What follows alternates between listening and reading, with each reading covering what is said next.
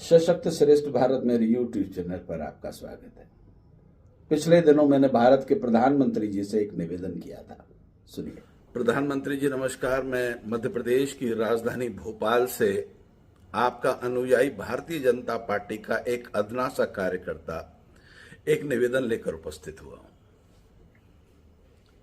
प्रधानमंत्री जी, पिछले दिनों छत्तीसगढ़ के अंदर अमित बघेल नाम के एक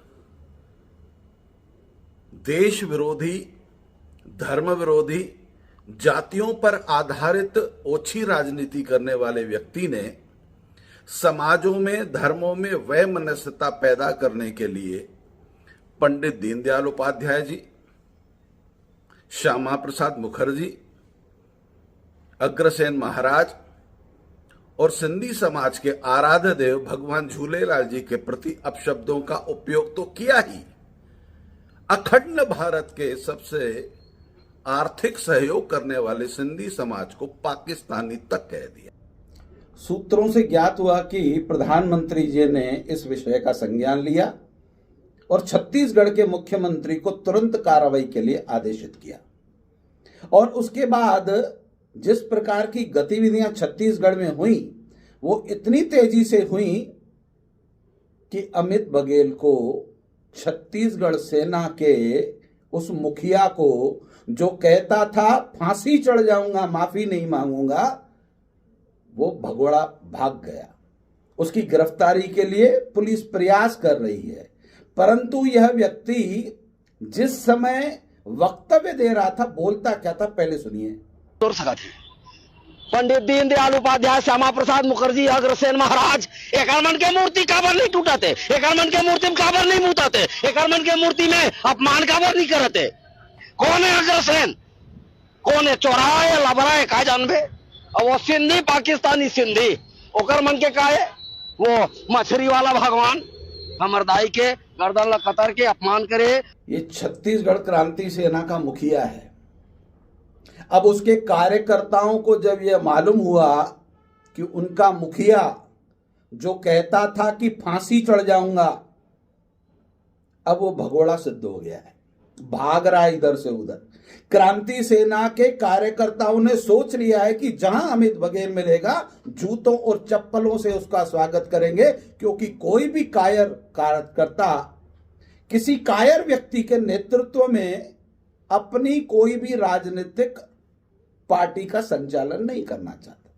ये इस प्रकार का कायर है कि ये भगोड़ा हो गया और छत्तीसगढ़ के हर चैनल पर चर्चा चल रही है, वो भी सुनिए।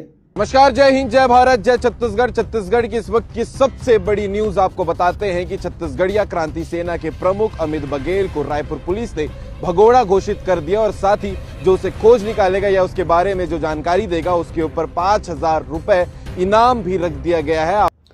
छत्तीसगढ़िया क्रांति सेना के कार्यकर्ताओं ने अब बुर्के पहन के वहां घूमना चालू कर दिया है, क्योंकि वो घर से बाहर निकलते हैं तो उनके अड़ोस पड़ोस वाले पूछते हैं क्योंकि छत्तीसगढ़िया कार्यकर्ता कहाँ हैं, क्योंकि उनका मुखिया जिस प्रकार से कायर बनकर अगर गिरफ्तार होता, पुलिस उसको जूते मारते हुए गिरफ्तार कर ले जाती, तो हो सकता कि उसकी इज्जत बच जाती, छत्तीसगढ़िया सेना के कार्यकर्ताओं का सम्मान बच जाता।